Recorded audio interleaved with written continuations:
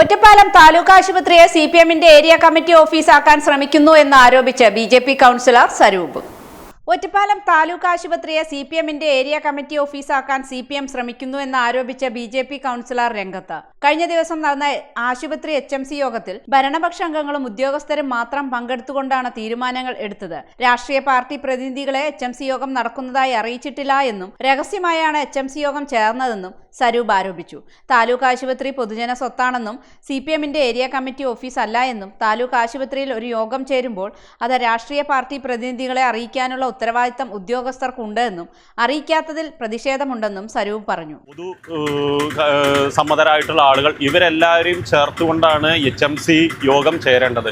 എന്നാൽ ഇതിൽ രാഷ്ട്രീയ പാർട്ടിയുടെ പ്രതിനിധികളെയോ മറ്റു HMC യോഗത്തിൽ പങ്കെടുക്കേണ്ട ആളുകളെയോ വിളിക്കുകയോ അറിയിക്കുകയോ ചെയ്യാതെ രഹസ്യമായിട്ടാണ് ഇന്നലെ ഒറ്റപ്പാലത്ത് HMC യോഗം ചേർന്നത്. ഇത് സംബന്ധിച്ചിടത്തോളം ഭാരതീയ ജനതാ പാർട്ടിക്ക് പറയാനുള്ളത്, ഒറ്റപ്പാലം താലൂക്ക് ഹോസ്പിറ്റൽ എന്ന് പറയുന്നത് CPMന്റെ ഏരിയ കമ്മിറ്റി ഓഫീസല്ല. ഇത് പൊതുജനങ്ങളുടെ സ്വത്താണ്.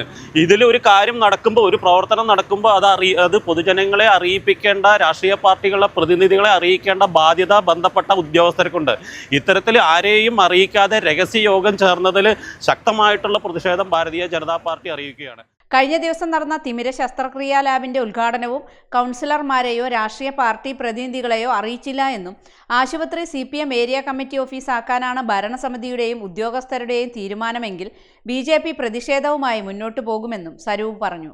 തിമിര ശസ്ത്രക്രിയയ്ക്ക് വേണ്ടിയിട്ടുള്ള ആധുനിക മെഷീനുകൾ ഇവിടെ ഇത് നൽകിയിരിക്കുന്നത് കൊച്ചൗസേപ്പ് ചിറ്റിലപ്പള്ളി ഫൗണ്ടേഷനാണ്. ഇത് പൂർണ്ണമായും CSR ഫണ്ട് ഉപയോഗിച്ച് 1 കോടിയോളം രൂപയുടെ CSR ഫണ്ട് ഉപയോഗിച്ചിട്ട് ഇവിടെ ഉദ്ഘാടനം നിർവഹിച്ച ഈ പദ്ധതി രഹസ്യമായിട്ടാണ് ഇവിടെ നടത്തിയിരിക്കുന്നത്. അറിയിക്കേണ്ട ആളുകളെ അറിയിച്ചിട്ടില്ല, ബന്ധപ്പെട്ട കൗൺസിലർമാരെ അറിയിച്ചിട്ടില്ല.